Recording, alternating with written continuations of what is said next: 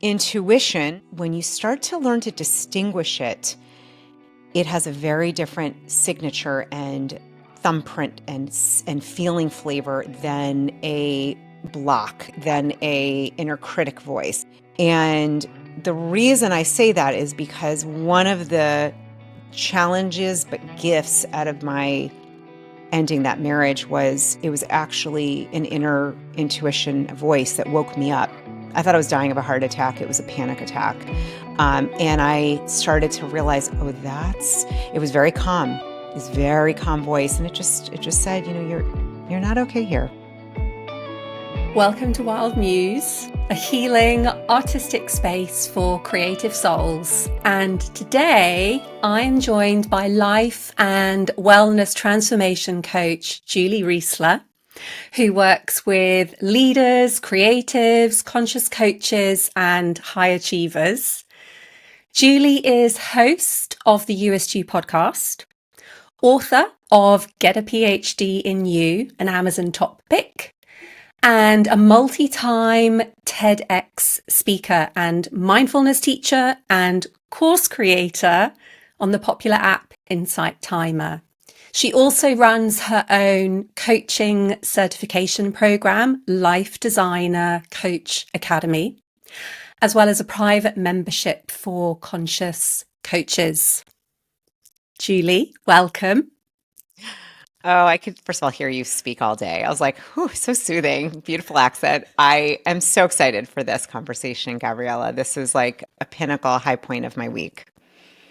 Oh, that's so sweet, Julie. So this is conversation number two. And I don't know how much you remember from our last conversation, but I had a lot of fun rewatching it just the other day. So in that conversation, folks, we talked a lot about Julie's book, Get a PhD in You. We talked about the creative process. We talked about how she literally wrote the whole book by hand, and how it was her intuition that was guiding her to write it. We also talked about the way that Julie recovered from her food addiction, and also all of the ways that she's opened up to her potentiality. It was such a rich conversation. I'm not quite sure how we managed to pack so much in, but we did. So today, Julie, there's a couple of topics I want to do a bit of a deep dive with you. The first is emotional and mental blocks. Really want to do a deep dive on that. And also want to do a deep dive on the fear of success and the way that links to imposter syndrome, because I feel that that's definitely something you've got a lot of knowledge around. So let's start with the mental and emotional blocks. Let's give it a bit of context. So in getting to where you are today, with your beautiful soul-aligned business, what would you say is an emotional or a mental block that you yourself have had to overcome? How much time do we have? Where do we start on that one? Those. I'm going to just say right now, if you don't have any and you're listening, I come talk to me. I want to know who you are. I want to know who you are. Yeah.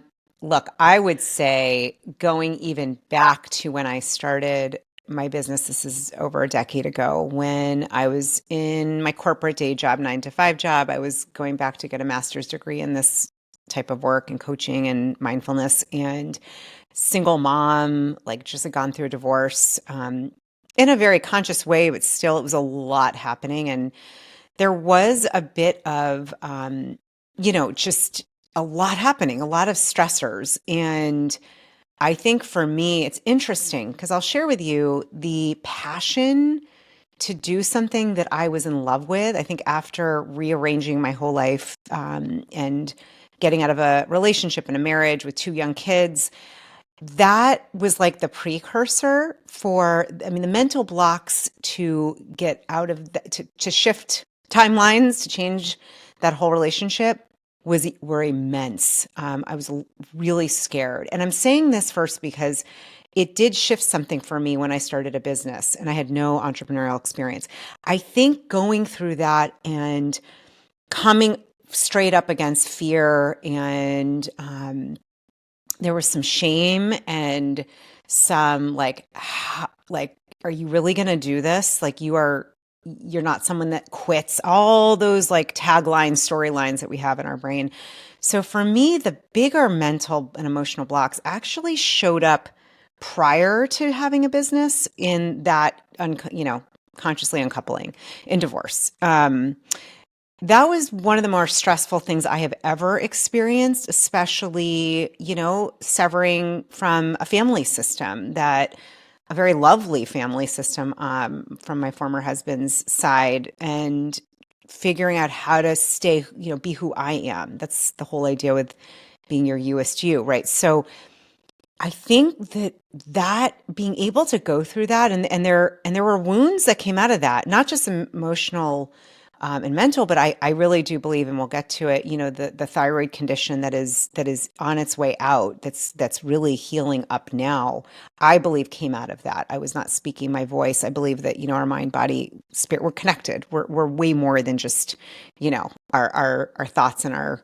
mind and our brain and we're not just a body with thoughts. There's a lot of connection and intricately. So for me, going through that and seeing, I'm supported by something greater than me, and was able to, not that it was easy, but I saw a strength. I found a strength in me that even when the blocks might have come up, like, wow, you don't have any savings. You've never run a business. You've never done this. You're going to leave your day job. You're going to leave benefits. You are a single mom. So these are, like, you can hear the mental blocks and thoughts. They were there. I think what happened though, Gabriella, is there was so much momentum from leaving something and finding a space that I landed that felt so authentic to me. It felt so right. And I was clear in the training I was doing and the coaching, even the clients that were pro bono weren't even paying me yet. I just was like, this is what I'm here to do, this kind of work, this transformative work. And this is what I would say, when you've gone through something so challenging, you come through the other side, it like propelled me. It gave me this strength that I didn't know I had. And so the blocks were there, but I think I drew from the strength and the courage that came out of exiting a long-term marriage. It was a 15-year relationship. It wasn't like I was married for a year and left, and I had very young kids, and it was not the opportune time. And it just felt like, well, what else is not in alignment for me? And I saw working in this corporate day job, it was fine, but I'm like, no, no, no, no, no. I didn't just do that for things to be fine. Like, that's not who I am. I want to be of service. I want to help people. I want to make an impact. I want to add to the healing and love and joy on the planet. And so those mental blocks, those emotional blocks were there. And I would say they've popped up like weeds. They've popped up throughout this last 10 years. What has helped me is this deep rooted passion, this why, my desire to really live in alignment with where my heart wants me to be, my soul. So they come up, and there's a lot of ways that I deal with them, and they change costumes, they change lines. It's like a big play, and I'm like, oh, I didn't know you were going to look like that. I didn't know you were going to start talking about worthiness, talk about money, talk about you should know everybody. You should be living in LA. I mean, I could tell you these blocks have funny lines, but the thing and we can get to this more, I do think that that very challenging, somewhat traumatic event of getting divorced gave me a gift of realizing, something, I am here to live in alignment with my soul and on purpose. That's what I chose, and bring it. But, there's some challenging moments with it, and we can get into that. So, yeah. I love this idea, Julie, that you had that training, almost like having to get over that first challenging situation of consciously uncoupling from your marriage. It's almost like gave you the momentum, gave you enough belief to then meet all of the other blocks that you have come up against. And what's really interesting is some of the ones that you listed, I'm curious as to whether there are some people watching who are like, oh, I didn't realize that that was a block. Like, for example, have you got the money to pursue this dream, or have you got the right qualifications? Like, I'm wondering how many people are hearing those mental blocks in their mind, but they're actually paying them a lot of attention because they think it's like advice. So I'm curious what you think about the difference between like that, the sort of temporary voice of reason versus something more emotionally challenging or a more persistent block that's going to require intervention. So it's not to be listened to, it's more to be overcome. Yeah. So I think the land that we're heading into, even bringing this up, and by the way, thank you for that other question. It actually had me realize something I hadn't thought about before, which is, and for everyone listening, really to look at those big challenges that, when you hear there are gifts in them, and I'm always like, yeah, that's nice. It does not feel like there's gifts in them. But truly, I was like, oh my God, that's what I extracted. So here's the thing with these storylines, these traumas, these voices, these blocks. And this, I think, is why I'm a big proponent. It's not, I think, I know I'm a big proponent of learning how to tap in and distinguish your intuition, that greater wisdom. I do believe, and I'll just to level set, that we are all a piece of the greater universe, the divine, of source, whatever you call it. There is an inherent goodness and intelligence and wisdom and love in that is in every fiber and cell of our being and everyone. And intuition, and some of us feel that, there's heart intelligence, you might get a gut feeling, you might get a knowing. It shows up in different ways. But the thing about it, and I'll tell you why I'm bringing this up, is when you start to learn to distinguish it, it has a very different signature and thumbprint and feeling flavor than a block, than a inner critic voice, than a residue of trauma voice. And the reason I say that is because one of the challenges but gifts out of my ending that marriage was it was actually an inner intuition voice that woke me up. I thought I was dying of a heart attack. It was a panic attack. And I started to realize, it was very calm, this very calm voice. And it just said, you're not okay here. It was very calm. There was no yelling. And I started to pay attention to those voices. And my former husband's a really great person. It wasn't him. It was just energetically, there's other things about it. It was not right for me anymore. And I finally literally woke up and heard it, and I started to pay attention. And so what I would say is that there's wounding in all of us to different degrees. For me, when I talked about not having, I had no savings. I grew up in a very challenging financial situation. It would look very privileged on the outside from where I grew up in the area. I grew up right near Harvard University out of Boston. I mean, it didn't look this way. But my dad, with PTSD, a Vietnam veteran, really suffered big time with debting, with jobs, with securing income. And we had to rely on, thank God, my mother's mother, my grandmother, would like swoop in and help us. But I grew up in a very intellectual, affluent area, and it was a struggle sometimes. My dad would be out of jobs all the time. So that block, why I'm bringing that up is that block started to show up actually later in my business. I think I was naive and I'm doing this, and had quote unquote success, but I would say more just ability to help people, and then was getting paid to do that. But it started to show up when I started to feel like I need to spend all this money on these trainings and these things, and I don't have enough of my own training yet. And I did have enough, and I would do the next course and the next. I was like a course addict.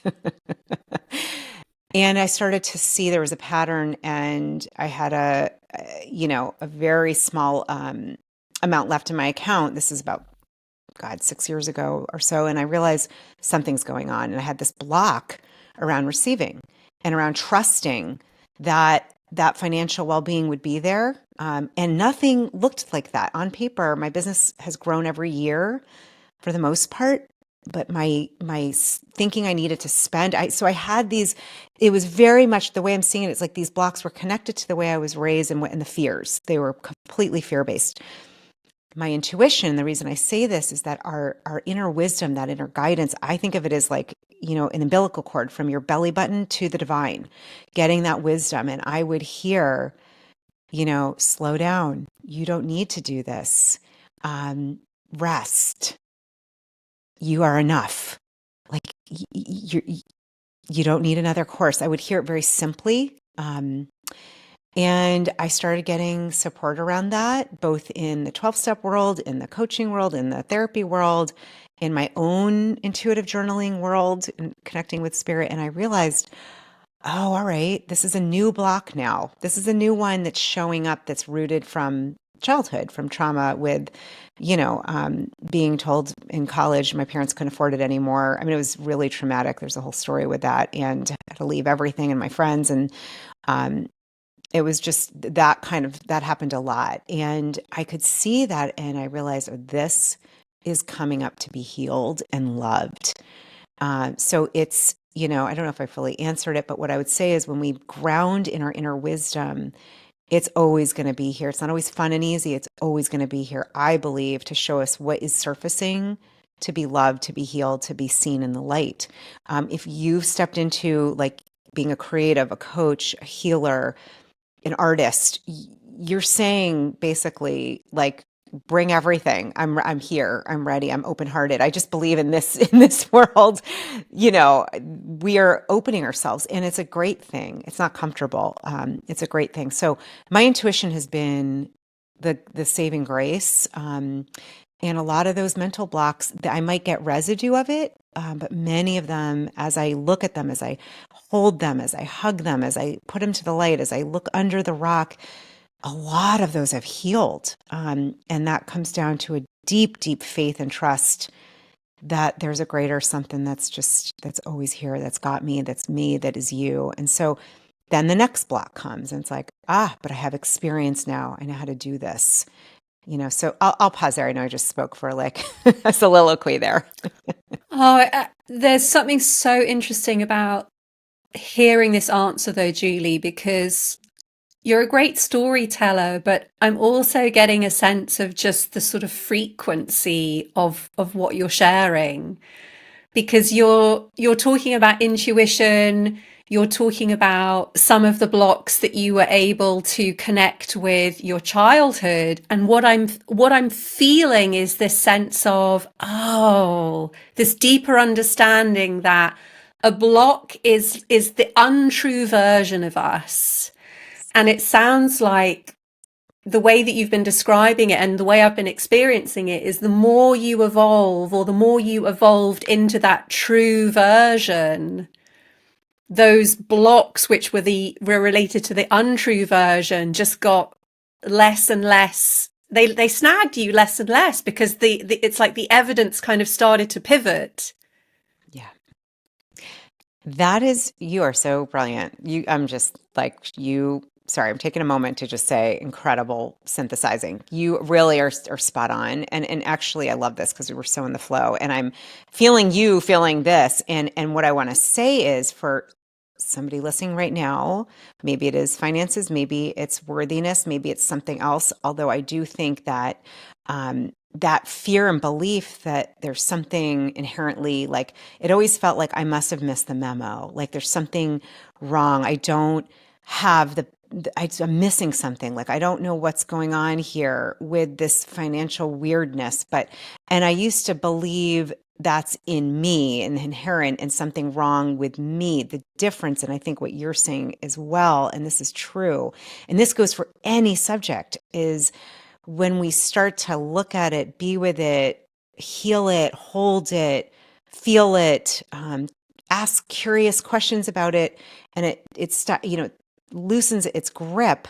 What I'm learning is, that's not the essence of me at all. It's the essence of an experience, but it's not who I really am. And so I think that realizing at the root, that worthiness piece, that you're loved, that there's nothing broken or wrong or that needs to be fixed in you. Actually, there might be aspects that want to be healed and loved. It's pretty miraculous. It's a very big shift in thinking and perception and in experiencing life and feeling. And so that's exactly the way you said it, is what's been happening. That's such a great example, that one around I didn't get the memo, because I know that I can certainly relate to that, this kind of sense of like, what did I miss? Everybody else knows something that I don't. And I was just listening to that, and I'm just sort of like, in my mind, I keep questioning, like, what is being blocked? What's blocking us? And what came to me was this idea that, I don't know if you've ever had this experience. Sometimes when I'm dreaming, I know that I'm dreaming. And when I was little, I used to get really excited because I'd be like, oh, I know I'm dreaming. I'm going to dream myself in my favorite shop, and I'm going to like grab all the stuff that I want to get from this shop. But the thing that never quite came into the dream with me was this idea of, when I wake up, I'm not going to be able to have this stuff with me. And I felt, listening to you, Julie, that a mental or an emotional block was similar, in that if you believe it, if you believe that it's your essence, it's like you can't wake up.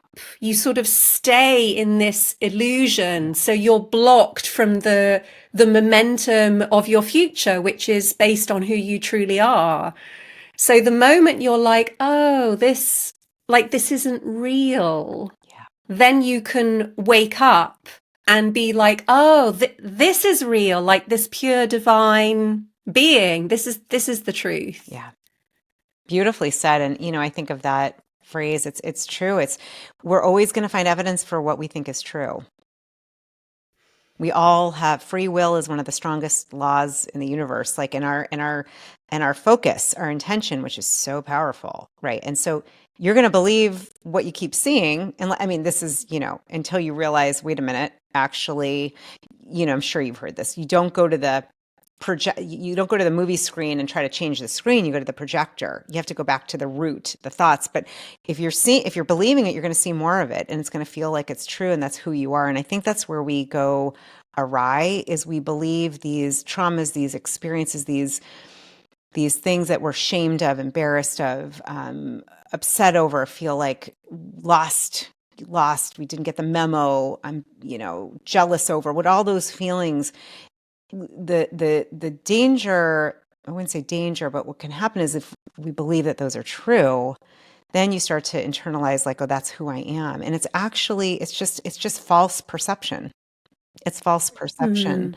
And I think that's one of the gifts of the false perception, though, has helped me to get in a path where, well, then who am I really? What really is, who is the core of me? And that's where that beautiful question can lead to, and we all go on our own journey doing that. I think at the core of it, we're all asking, well, then who am I really? And how am I not alone here? And what's the essence that's going on? Like, not the story, not the, and that for me has been transformative to really look into that.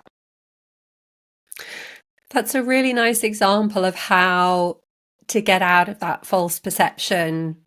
That, to me, the word that comes as curiosity, where you're like, oh, if this isn't real, then who does that mean I truly am? Yeah. So I love the way that you switched that.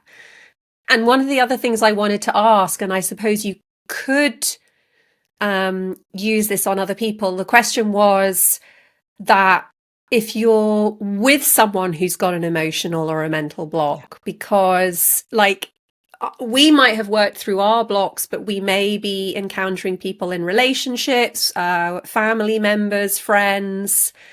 So I'm curious as to, when you come up against that, not necessarily with a client, like I'm thinking more like a kind of real life situation, if someone isn't necessarily a coach and they're just encountering people who have a block around something, how would you support them? How would you react to that? I think what you were just talking about is the foreshadow of what I would say, and I'm in the same wavelength. I actually think curiosity is one of the most powerful tools. The reason is the energy of curiosity. It doesn't have judgment. It doesn't have doesn't add the shame and all of the like heavy, those emotions that are dripping with like heaviness. It has this lightness, this buoyancy. The way I see it is like it's like a candle in a dark space.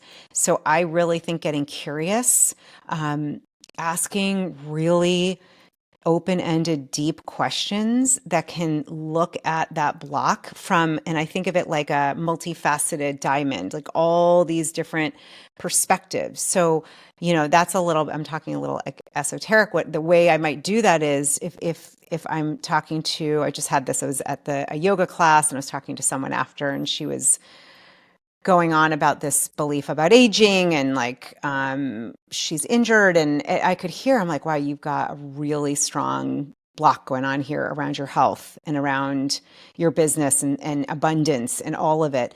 And so I might just say, first of all, like, I hear you, and it sounds like this is a really challenging time. I'm curious, is there anything that has shown up that actually might be a learning for you? So even that question, is there, and I'm not saying we don't want to bypass the feelings and what's happening. I'm not saying to bypass. However, that question, because our brain as a serial processor, the minute you ask a question, it's going to look for an answer. And when you ask those new questions, you go into new corners. And so I've done this many times, and it's like, oh, actually, so once you look at the learning, it can also shift your energy. It can shift the experience. It can start to see like, this actually could be something that is helping me. I wonder how this is helping me. Where else have I had challenges that help me? So I think I would start, curiosity is a huge one. The other piece is really affirming where you are and just holding the space. Frankly, as a friend or a coach, like, I'm not here to fix it. My dearest friends know, like, I'm not here to fix anything. We're here to be there and to listen, hold space, and just to bear witness. And so sometimes it's just, wow, that's intense. Do you want to take a breath? Like, just holding, I think that sacred space is in a same level of importance as curiosity.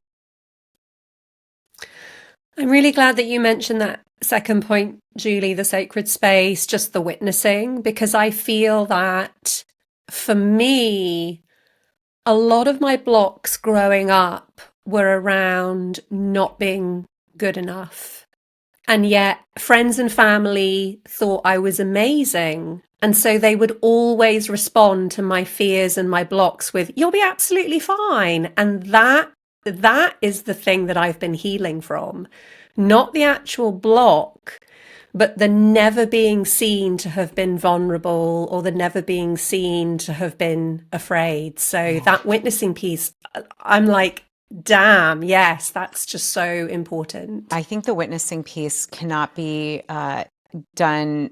How do I say this? You can't overstate how important it is. The other component to that, I like to ask questions, or just to, in witnessing, getting a sense of where is that located in your body? Where are you feeling that? So just giving that space to also not just be with it, but like, where is it showing up?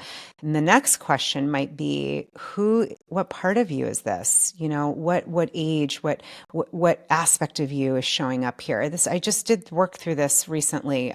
It's a whole other story, but another block came up, and I was like, oh, that's my 13-year-old girl who I've done a lot of work with, and I can feel her. And the minute I saw her, I could feel the judgment that I had towards her at that age, and just letting her be there. And then this is where we get into that parts work, but as the adult, loving up on that part of ourselves, and giving that grace, that space, that healing. So there's the holding space. As a friend, you might just say, I'm curious, like, is this you now? Do you feel like it's you from another time? Like, what part of you is showing up here? These are other questions we can ask. Where is that in your body? We know The Body Keeps the Score is one of the best books about this. So there's a lot of other ways to go into it, but I do think that generally, like you're saying, when people are like, "Oh no, you're not like that," and you're wonderful, it's like I had that a little bit too, and I was like, "But you're not hearing me. I don't feel that." Mm. How we feel, our energy around it, our feeling is our perception. So this is where you see a lot of times, and bless these celebrities that really go downhill because they feel like not good enough, even though they have all the things and the houses and the awards. But if there's that still voice saying like, yeah, but that comment, or but she got that part, or you see this all the time. And so that's where we got to transcend the material aspect of it and then really look at, okay, what's happening here? And how do I just hold space and give room to see and to be heard and to be witnessed? Yeah, beautiful. I'm going to get the magnifying glass out, because one of the other things that I want to talk about, which I feel is a really common block, is around the fear of success. And I think this one's interesting because it feels like the fear of success is a bit of a chameleon, in that the moment that you kind of look at it, it sort of shapeshifts. Sometimes it shapeshifts into suddenly a fear of failure. And then sometimes you're looking at the fear of failure and then it shapeshifts into a fear of success. And I know from my own experience that I've been adamant about how much I want success, so therefore I can't be afraid of it. And yet, guess what? That was a big fear of mine. So it's really tricksy, this one. Yeah. So I'm curious, let's sort of pan out and kind of set some terms. Like, how might that fear of success, let's put it in the context of the Youest You, like how might that fear of success, that particular mental block, really prevent us from living our lives as our meest me, as our Youest You? Yeah, I know all the pronouns. They're great. I love this conversation. So they look like procrastination. It looks like massive self-doubt. It looks like rumination, or that washing machine cycle of analysis paralysis. It looks like self-sabotage. It looks like self-abandonment and just absolute fear and inner critic coming in and saying you're not good enough. You don't look the part, you don't weigh the part, you don't whatever the part. You're not. It takes on that. I think of it like the if you're being, if you were trying out for a play, right? And you got all this feedback, like, we're looking for somebody like this, and that your inner critic starts to be that producer, like, you don't fit the part. No, we don't want women with curly hair. Nope, doesn't work. Nope, you should be having brown eyes. You should not have curly hair. I mean, whatever it is, silly. So it tells us, there's a faulty, there's like a rule system. There's the self-doubt, the thinking you're lacking something, like you're missing the memo. All of this comes under that umbrella, I believe, of what it looks like. You're not worthy of that. You've never been successful before. It's all of that underbelly of that inner critic that shows up in, like, I see in costumes, like, like with the little stick that's like, you do not have what it takes. Go take some time off, like, and then you just procrastinate the day away. And really underneath that procrastination is you're scared to get started, right? And I will say, and we can dive into this, I love this conversation, Marianne Williamson, who has that very famous quote, that really what we fear is our light, is being successful, which I think is super interesting, because I think under it is, I think there's the fear of standing out, the fear of people thinking we're too big for our britches, the people that others might think you're arrogant if you are successful. So there's a lot of components to this aspect of fear of success.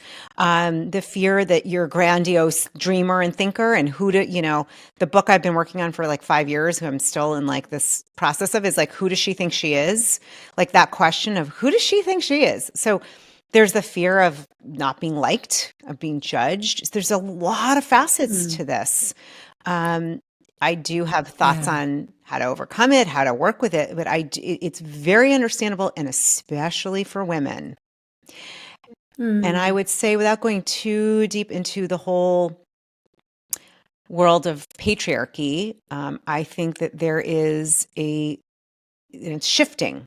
There's a little bit of an inbred something going on where for a lot of time, look, women here in the States couldn't vote, until I want to say like the 40s, 50s, 30s maybe. I'm getting my dates wrong, but it was not that long ago. And so speaking up as a woman and someone who identifies as a woman, that itself, and this could be for men too, of course, but I do see, especially for those women, for us women, the standing tall, asserting your voice. There's something a little bit connected to it. As a male, it's expected. You're expected to be the earner, the bread, in more traditional, probably the last 50 years, 100 years. So there's like a lot of programming and then counter programming that you've got to really understand.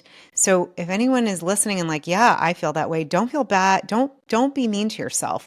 Don't judge yourself. Like, this is understandable. However, it can change. And it's one of the things I'm passionate about. I know you are too, is I just want to see as many of us live a soul, heart-centered, purposeful life, successful. And then you got to look at, what does successful even mean? It's not just money.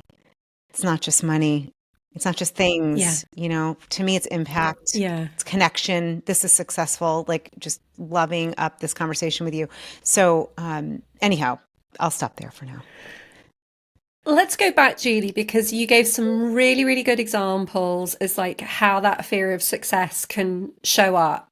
And as I was listening to you, it was really striking me that there was a similarity as to what's going on with the mental blocks in general, in that they apply to a version of us that isn't real. Because if we think about what you're standing for, which is people living life as their fullest self, I almost feel like that fear of success is a fear of a version of us that isn't that fullest self, if that makes sense. Yes.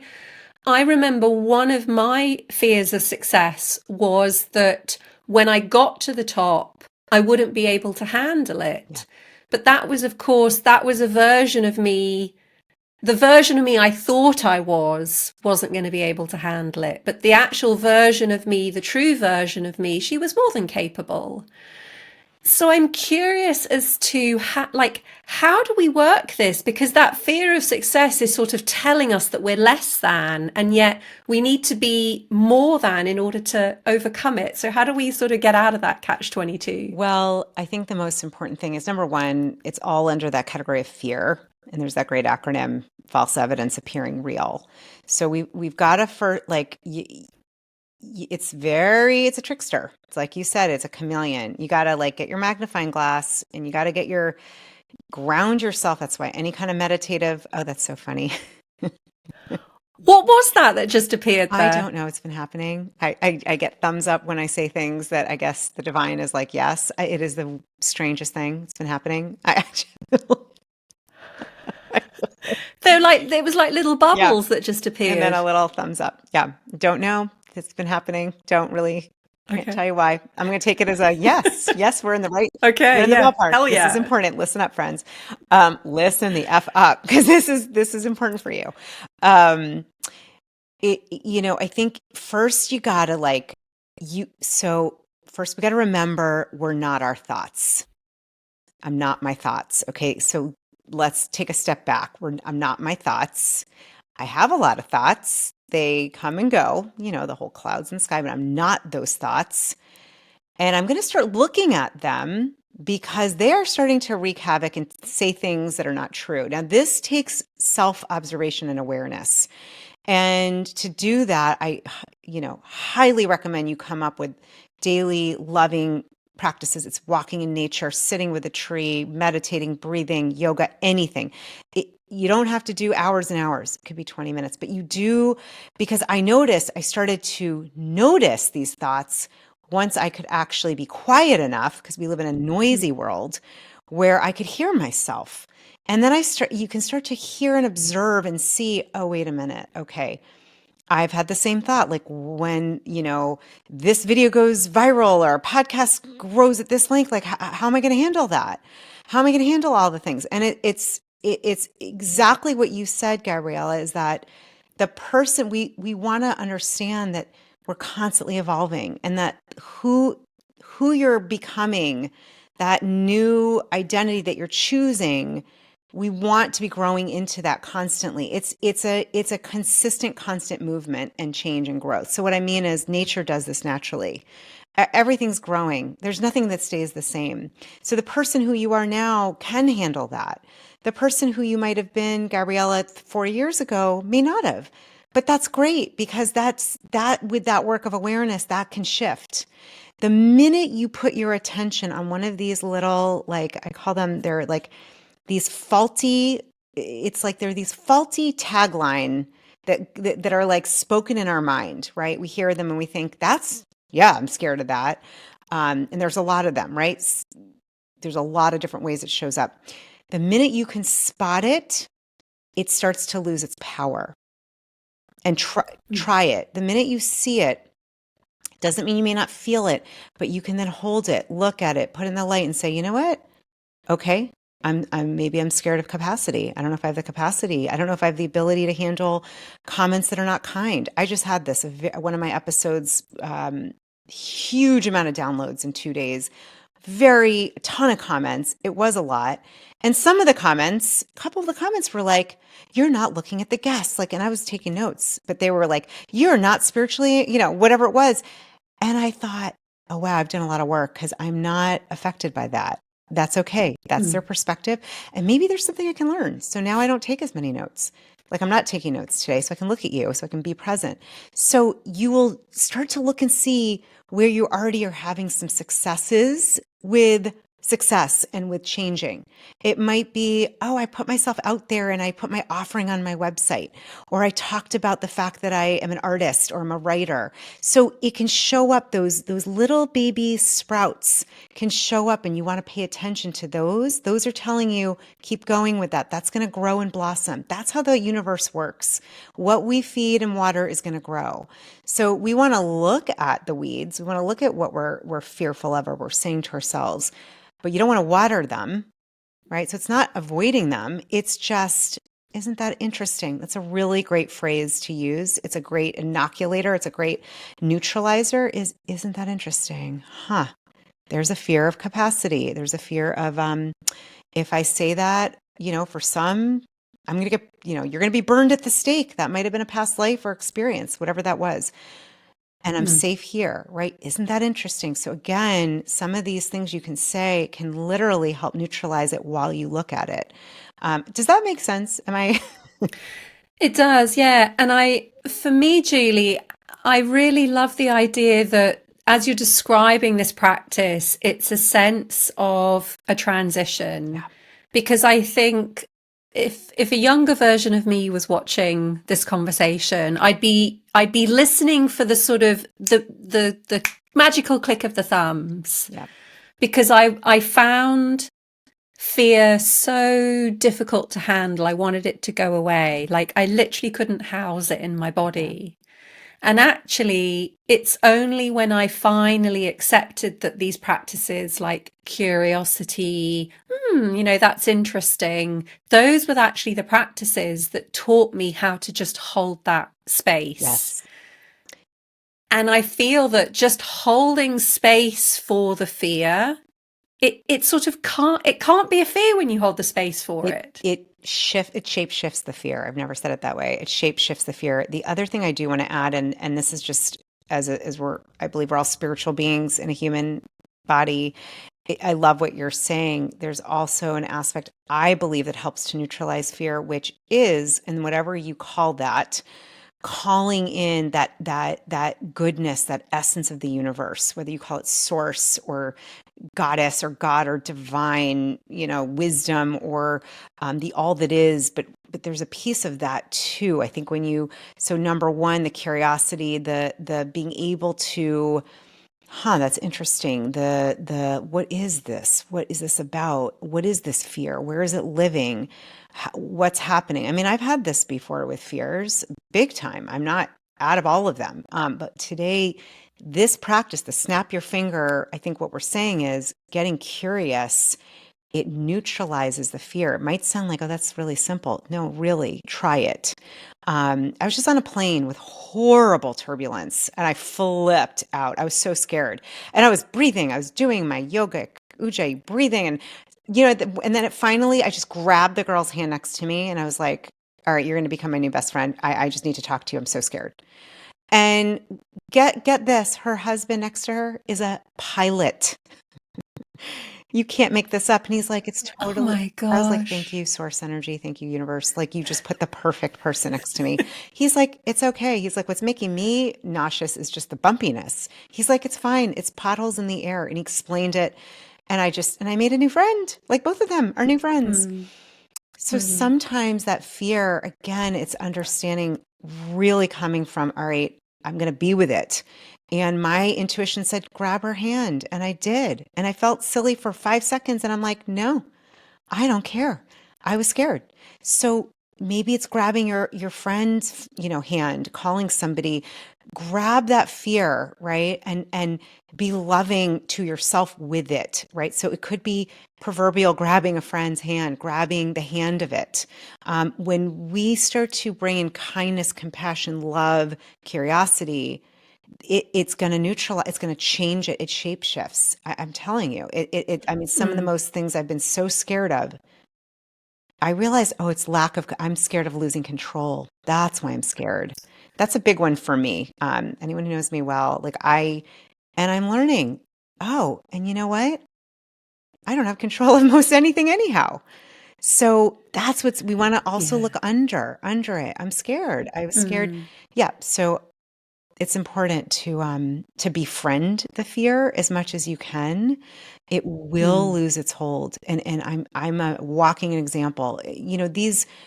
Miracle, right? I'm so in love with A Course in Miracles because even though the language is antiquated and I just change a lot of the wording around it, the definition is a miracle is a shift in perspective. And that's what we're talking about. We are by definition meant to have miracle after miracle after miracle. That's part of our birthright, actually. I believe that. Definitely. Actually, I remember that was something that you mentioned in our last conversation, that we should just expect miracles because that's really how common they can be. Yeah. Julie, I want to go back because a couple of examples that you gave around fear of success, I was like, let me just put a pin in this. You were talking about how that fear of success can keep us small. It can be a fear of being too big, of being seen, of shining too brightly. And I wanted to put a pin in that because it can seem so counterintuitive. Like if we're afraid of success, it's so easy to believe that we're not good enough for success. But the irony is often the opposite. And I'm curious what you think of this, because I had a really interesting healing experience where I started to uncover how much I wanted to love. Yep. And in uncovering how much I wanted to love, I was just like, just this force of love. And the more I allow that in me, the more that is really the sort of fear of success, like weirdly, that's not something I've thought about for a really long time, because I've just been focusing on like, I'm just like this pure big ball of love that just wants to love everyone. So I'm curious what you think about that, this sort of connection that actually when we really uncover that sort of, whether it's I want to love, or whether it's I want to help, or whether it's I just want to shine the way. But when you uncover that massive aspect of your truth, the fear of success, it's not there anymore. Yeah. I'm so glad we're going to this, because this has actually been my experience. And I would say the shift in orientation, it's like if you're looking, you ever lay down on a blanket and you like look at the world from the side and you're like, oh, it looks funny. People are walking like funny. Like that looks like what the world is. And then you look from the back, you're on your back and it's like, oh, it looks different there. And then you stand up, you're like, oh, okay, now it looks like. So looking at success from different vantage points, this has been my experience. And I believe this to be 100% true. I can feel it in my body. It's very similar to you, Gabriella. And that is, and I think this is what helped me in starting a business, and this is hopefully a takeaway for everyone. When you shift, it's the irony, and I'm going to be careful how I say this because there's not a condemnation. Often when you're in a fear of success, the ego is wrapped up in that, and we don't want to judge that ego part of ourselves. But there's a feeling of like, I'm scared I'm going to be seen. I'm going to look this way. I'm going to not have what I need, blah, blah. It's all the I won't. When it shifts to, I want to share, I want to add value, I want to be this loving presence, I want to be of service. Like for me, I have no fear of success when I am grounded in, I just really want to make an impact here. It's not a long ride that we all have. I mean, hopefully 100 years, 90 years, I don't know. And as I'm like veering towards a big birthday where I'm like, kind of in that half century point, it's like, what else am I doing here? And it becomes actually, the irony is when it disintegrates, it isn't about you. It's about me or you or whoever is watching being the vessel of sharing, of being embodied of this greater light or love or service or wisdom. You're carrying it through you. You get to experience it. You chose to. But in the end, the core of it is it's not really about me. So I don't really feel this fear because it's not about me. I might be in front of the camera. I might be the person interviewing. I might be, but it's not me. It's not about me. It's not about you. It's about how am I emanating that love force? How am I adding healing? How am I uplifting consciousness? And that's where I think and it's why I always do this when I work with anybody or just myself, go to your, the why and your, what moves you to your soul about this. If you're a writer, if you're an artist, a creative, a musician, a coach, like, why did you get in this? And if you don't have a like on fire reason about that, that may not be the place for you. What I found is most of us that are in that kind of highly sensitive, empathic, healing, creative role, it's like you can't even help it. Your heart is like, this is who I am. So that shift happens, I believe, when you step over into the other side of the street into, I want to express love. I want to be, it's really about being that person. It's not about doing. It sounds so like, I feel like it's a little trite sounding. It makes all the difference. I actually say to myself in the morning, who I'm being is loving light, is healing energy. That's who I'm being. And that's going to show up, I hope, to the person who's checking me out at the grocery store when I get my sweet potatoes, which I did this morning, which I was trying to do, or on a yoga mat next to me, or a client or a conversation. And you don't underestimate, you can choose who you're being. That is going to reframe that whole like fear of success.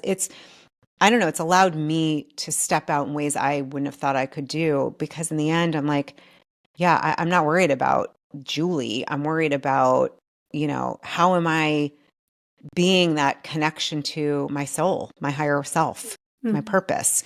And that is the thing I think that makes all the difference. Ah. And notice if you feel I that, love it. right? Like if you feel your Yeah. body around that. If it doesn't resonate, then chuck it out the window. Find another purpose. Yeah. Oh, Julie, this is just whizzing by. Before I let you go, I want to touch on final thing that I really love to talk to my guests about, and that's their own healing. As a fellow coach, I know we got to keep on top of our own inner work. So, can you give us a little sneak peek into behind the scenes healing for you at the moment? Oh yeah. Yeah, it's been a ride. It has been a journey and it still is. Yeah, I mentioned it earlier,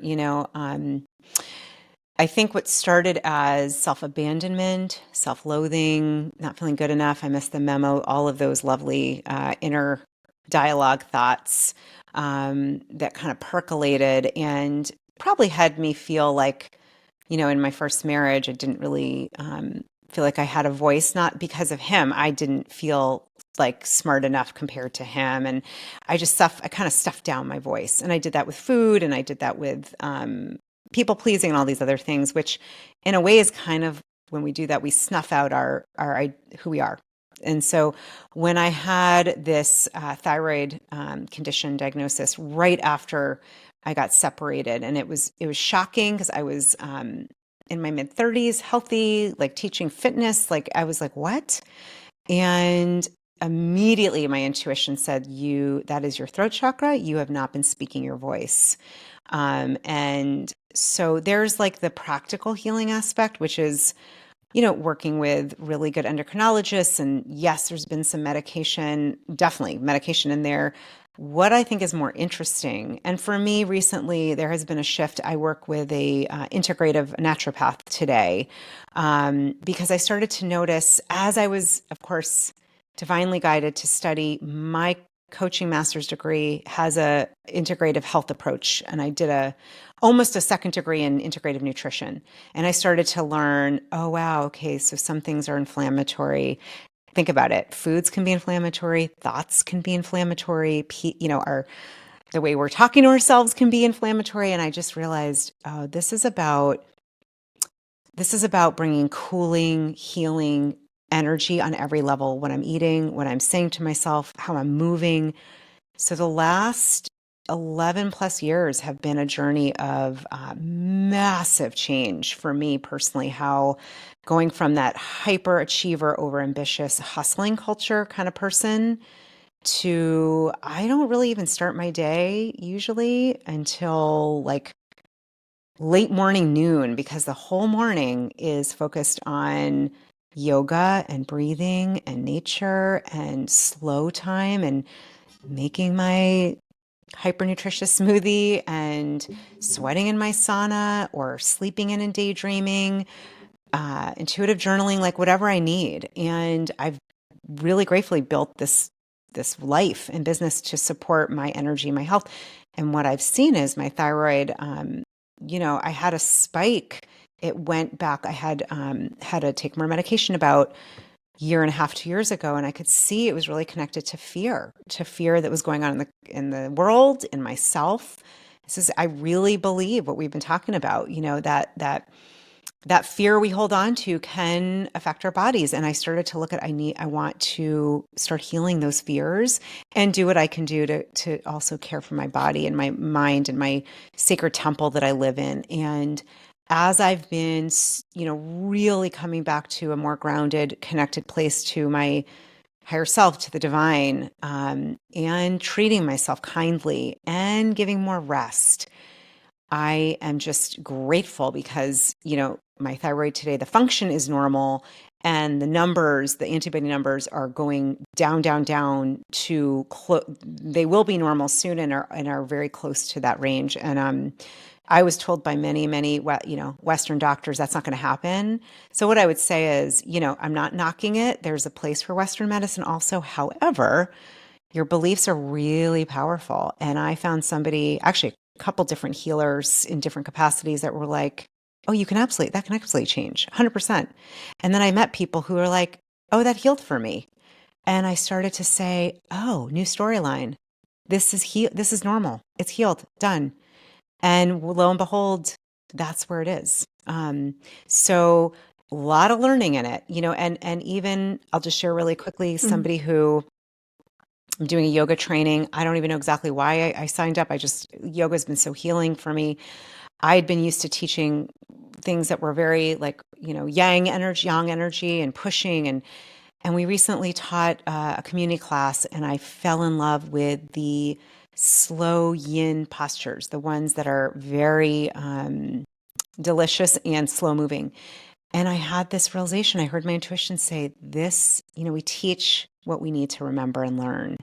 And I was like, look at this evolution. I want to teach or be able to infuse, the yin, the restorative postures, the opposite of what I had been programmed to think I needed. So I'm listening because that's my body saying, rest, go in, get quiet more. The more noise there is, the more I'm hearing, get quiet.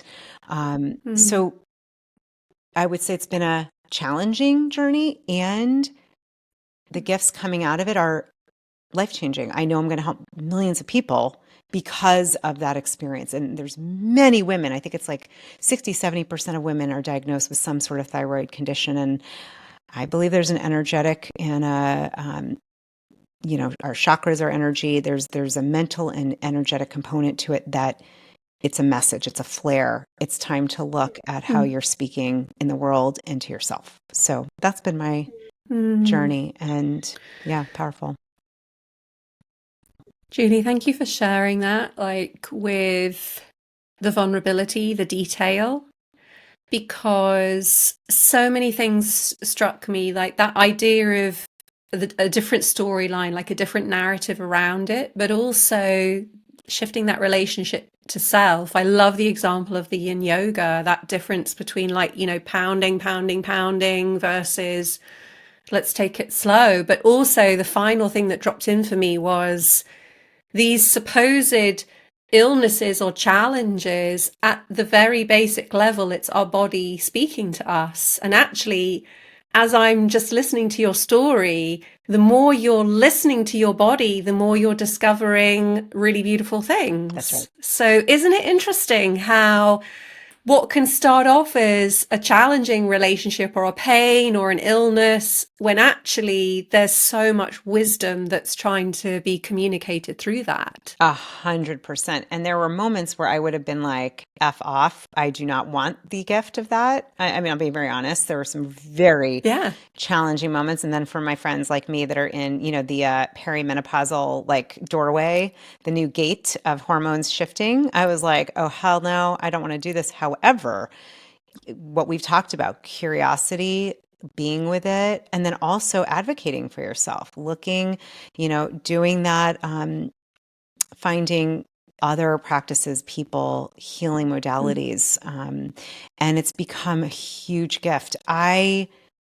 Exactly. The thing, it actually hadn't really like stopped to think about, just the way I live today is so in accordance with my energy. And even my business was where I speak and I help people, and I do a lot of speaking on my podcast here with you, that's healing. That's rejuvenating. So that message, I may have missed it, if I had not really decided to go in and be with it. Yeah. Wow. The fact that you might have missed it, like that just really dropped in, like the absolutely huge things that we are missing, and the tragedy of, my God, we could go through our whole lives and miss that truth coming through. That's it. That's what drives me, is I don't want anyone to miss the gift, the message in the mess, so to speak. Like there's something in there that will make you feel more closer to your soul and to the divine when you go into it. And exactly what you said. Julie, thank you for being here with me today. I want to just end because I did mention that you have your membership program for conscious coaches. You've got your coach training. I do believe doors are open. Yeah, Is that? doors are open. We Yeah. started mid-March. Spaces are limited. It's a beautiful, beautiful, transformative program. Yeah. So, someone who's either thinking about training as a coach, life designer, as you call it, or joining your Conscious Coaches membership, like who would you say it's really for? Yeah. Oh, I'm laughing. My phone, as you're talking, I keep getting these symbols, the thumbs up, and I'm like hearing it go off, and I'm like, oh, that's so funny. It's like boop, boop, boop, like listen up. Great question. So what I see with the life with the coach, I call it like my conscious coach training is I do have a lot of coaches that want to refine their skills, maybe did a program that was very prescriptive, but didn't necessarily get into how do you like the foundations of coaching, how do you use your intuition and other healing modalities. I do a lot, both teaching one-on-one and group coaching, but it's really for anybody. Like if you're somebody who people come to naturally and just start sharing their stories with, Mm. you might want to consider it. We have a lot of, it's interesting, I've had a lot of therapists, a lot of creatives, I've had lawyers and doctors, I've had all different kinds of people because the Mm. skills are transferable. You can use these skills, the Mm. foundations of coaching, the methodology, the principles, whether you are in a corporate job, whether you want to start a podcast and you want interviewing techniques, and it's same, the skills are foundational. I've had a lot of coaches though. I would say 40% are coaches Mm. already, Gabriella, and it's a very beautiful, intimate community. If you already are a coach and you are like, don't need another training, but you'd like a huge hearted community of coaches where we look at how do you attract your soul fit clients in a very authentic, heart centered way? How do I get past these kinds of blocks around money, worthiness? The inner circle for conscious coaches, it's a beautiful group. And I do spotlight some of the members, and I do bring in like these incredible experts, authors, and it's a place to just be real and to support one another. It's like the anti-competition. I am all about like let's collaborate and connect. People really, really love it. We meet twice a month live, and it's got people from all over the world. It's beautiful, beautiful community. Mm.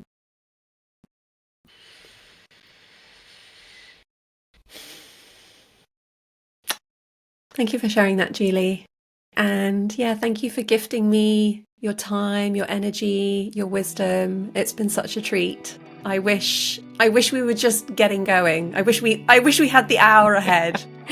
Thank you. You are such a gift of light and love. You are this love being that you were talking about, and I am so honored. This was such a privilege to be here with you, and I loved your questions. I thought they were just expansive and so brilliant, and I just adore you. Thank you. Thank you, Julie.